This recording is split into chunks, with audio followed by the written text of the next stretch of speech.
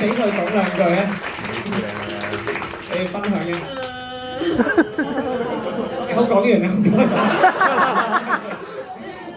因為其實而家我都有少少語無倫次，可能大家要再俾多2個鐘嘅時間我去講。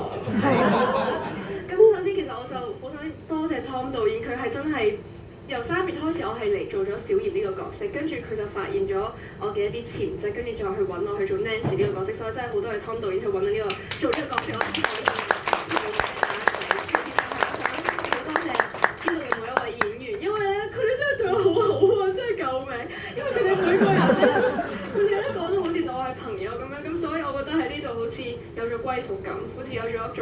大家庭嘅感覺，咁所以我係因為喊就係因為好唔捨得呢一個大家庭，咁所以導演我知我可唔可以繼續做㗎？拍低咗啊嘛，不過我同學小姐好啊，隨時期待你翻嚟。好啊，所以呢個一定係我嘅最後一場嚟嘅，所以希望大家繼續期待，同埋都繼續支持我們的青春日誌同埋更多嘅 Lawrence Show。今日有好多 Windy 嘅 fans 喺度啦，我唔係擦你哋鞋先講，我亦都唔需要擦你哋鞋，你哋都入咗嚟睇啦。Windy 係我見過咁多個演員其中一個最有潛質嘅音樂劇演員。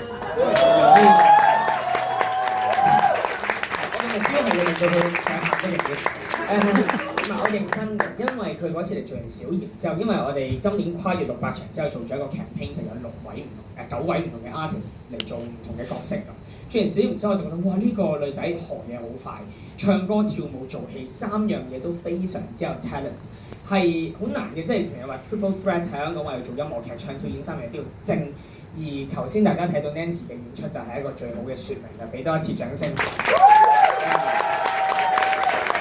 好啦，但係如果今日唔係佢哋最後一場咧，我哋唔好翻去講下一個演員啦。另一位今日站